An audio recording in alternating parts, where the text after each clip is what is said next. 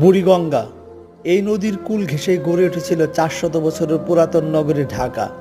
এই নদীকে কেন্দ্র করে গড়ে উঠেছিল ব্যবসা বাণিজ্য এবং ব্যবসা বাণিজ্যের প্রসার। এই নদীটি হতে পারত আমাদের টেমস নদীর মতন পরিষ্কার পরিচ্ছন্ন এবং শহরে জীবনের এক অনাবিল প্রশান্তি। কিন্তু কার্যকরী পদক্ষেপের অভাবে আমরা তা করতে পারিনি। আমরা হারাতে বসেছি সেই প্রমত্তা বুড়িগঙ্গা নদীকে। নদী দূষণের করাল গ্রাসে আজ ধুকে ধুকে বাজছে সেই প্রমত্তা বুড়িগঙ্গা নদী ঢাকার জন্য অর্থনৈতিকভাবে খুবই গুরুত্বপূর্ণ। এই নদীতে লঞ্চ, স্টিমার এবং দেশীয় নৌকার মাধ্যমে মানুষ যেমন চলাচল করে, পাশাপাশি তেমনি শত শত টন মালামাল পরিবহন করা হয় এই নদীর উপর দিয়েই।